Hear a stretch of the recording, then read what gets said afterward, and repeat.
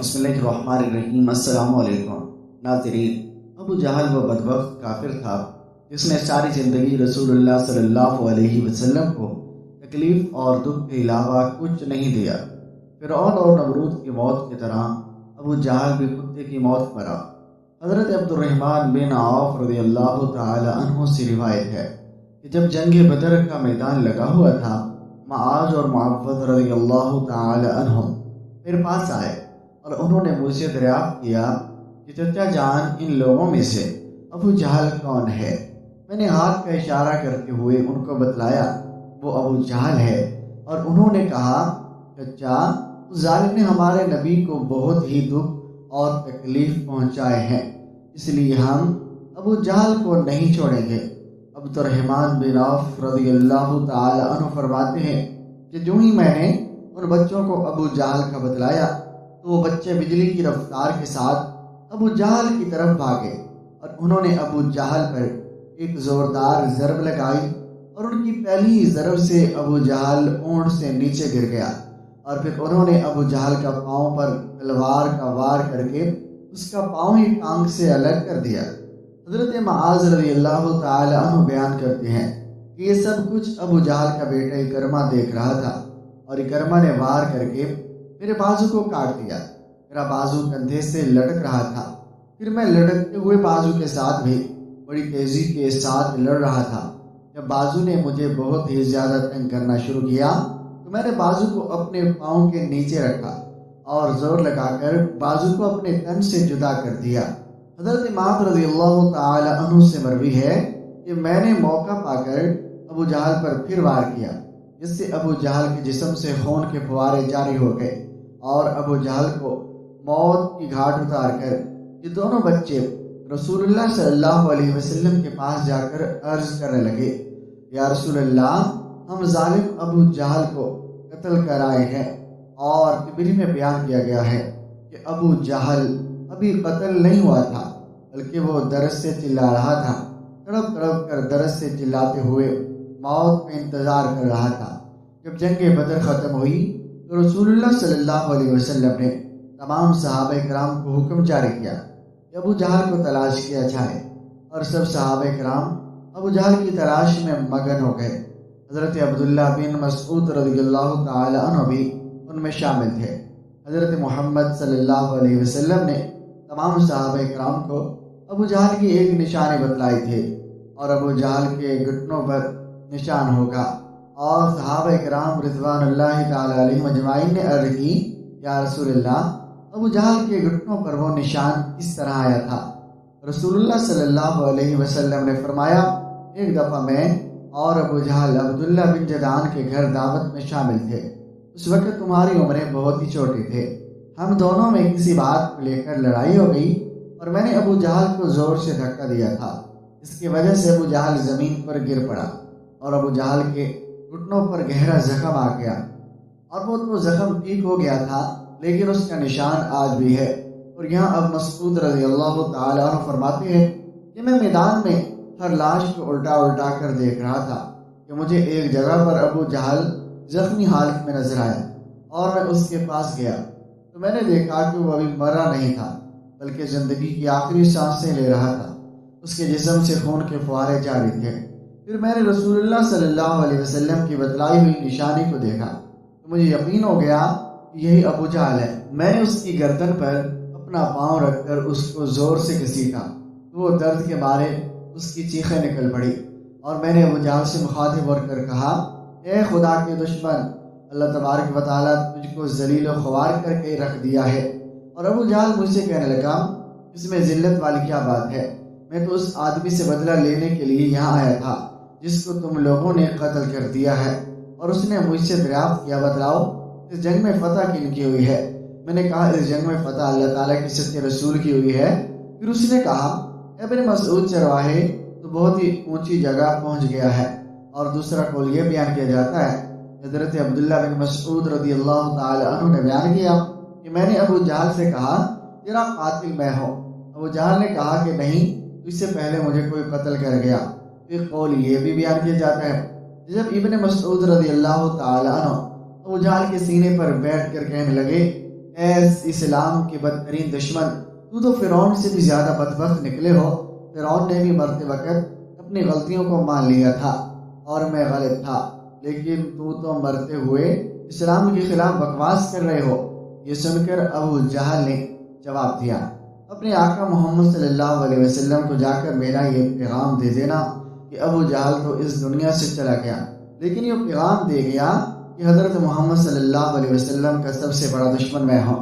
اور ابو جہل کی زبان سے یہ سن کر میں نے ابو جہل کی تلوار پکڑی اور اسی سے ابو جہل کے جسم سے اس کا سر جدا کر کے رکھ دیا۔ فرماتے ہیں کہ میں نے جسم سے سر کو جدا کر کے نبی علیہ السلام کے پاس لے گیا اور میں آقا دو جہاں کی بارگاہ میں ابو جہل کا سر پیش کرتے ہوئے عرض کی، یا رسول اللہ، یہ لو ابو جہل کا سر۔ رسول اللہ صلی اللہ علیہ وسلم نے فرمایا، قسم ہے اس ذات کی جس کے قبضے میں میری جان ہے، بے شک یہی ابو جہل کا سر ہے۔ پھر آپ نے ابو جہل کے سر کے پاس کھڑے ہو کر فرمانے لگے، یہ کافر ابو جہل اس امت کا سب سے خطرناک اور ظالم فرعون ہے، اور ہر امت میں ایک فرعون ہوتا ہے، جبکہ میری امت کا فرعون ابو جہل تھا۔ اللہ تبارک و تعالیٰ کا لاکھ لاکھ شکر ہے کہ یہ بدبخت ہلاک ہو گیا۔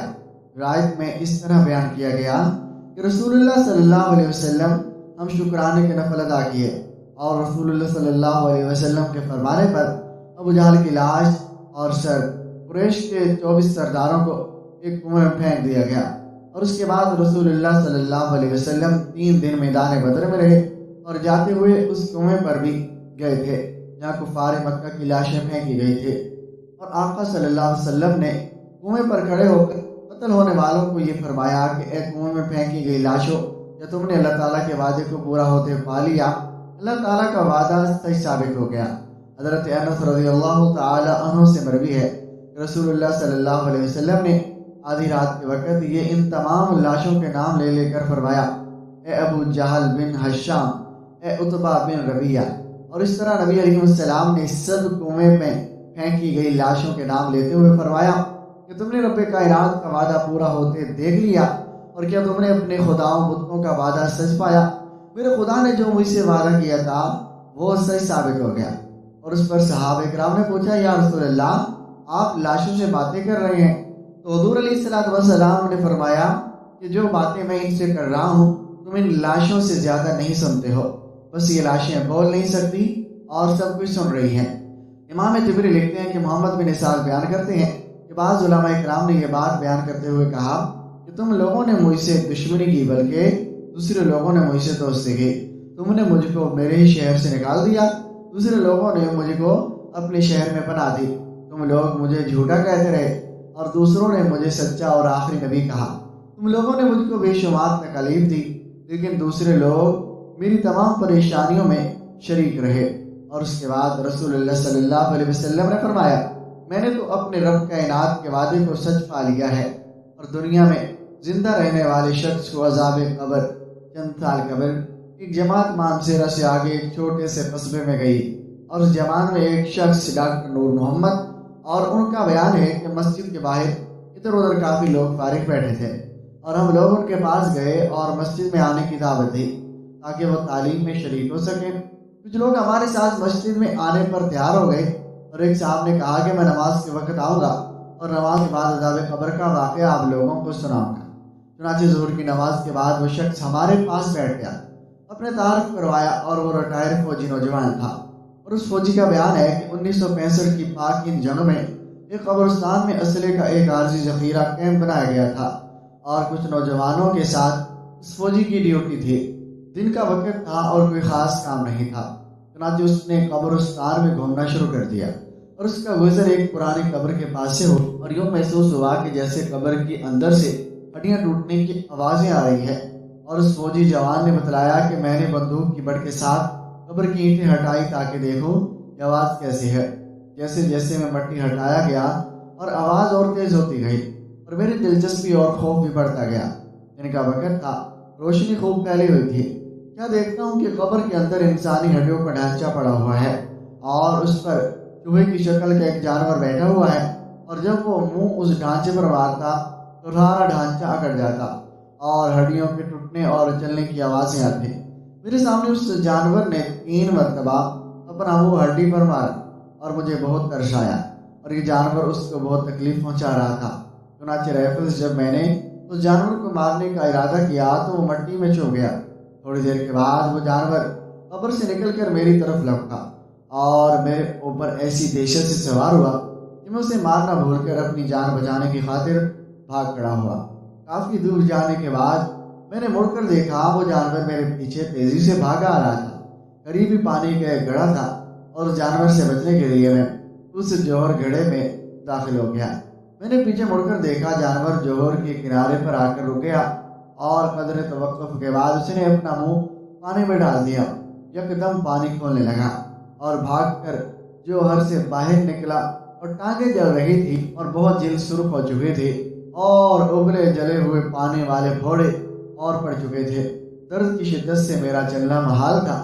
میں نے اپنے ساتھیوں کو آواز دی اور جب میں نے مل کر دیکھا تو کچھ نہ تھا بلکہ وہ جانور غائب ہو چکا تھا، اور چنانچہ مجھے ایبٹ آباد کے اسپتال میں داخل کروایا گیا اور پھر وہاں سے راولپنڈی کے بڑے فوجی ہسپتال GMH میں منتقل کر دیا گیا، اور میری ٹانگوں کا گوشت گلنا شروع ہو گیا اور ہر وقت بدبودار پیپ اور خون رستا رہتا ہے۔ کسی علاج سے افاقہ نہیں ہوا۔ مجھے علاج کے لیے امریکہ بھجوایا گیا، مگر مرض بڑھتا گیا۔ جو دوائی لگائی اور گوشت جاتا رہا، اور اس وقت دونوں ٹانگوں کے صرف ہڈیاں ہی ہیں اور گوشت آہستہ آہستہ گل کر علیحدہ ہوتا جا رہا ہے اور ہر وقت مردے کی بو آتی ہے۔ اور پھر اس شخص نے ہمیں اپنی دونوں ٹانگیں دکھلائی جن پر پٹیاں باندھی ہوئی تھی۔ ناظرین، اللہ معاف فرمائے، اللہ تعالیٰ ہمیں قبر اور جہنم کے عذاب سے محفوظ رکھے۔ بے شک بعض دفعہ اللہ تعالیٰ لوگوں کی عبرت کے لیے دنیا میں ہی اپنے عذاب کا مشاہدہ کروا دیتے ہیں، جیسا کہ اس واقعے میں بھی آپ نے ملاحظہ فرمایا۔ اللہ تعالیٰ ہمیں اعمال صالح میں لگنے کی توفیق عطا فرمائے۔ آمین ثم آمین۔ ناظرین، اس امید کے ساتھ مجازی ملتے ہیں جلد نئی ویڈیو کے ساتھ، تب تک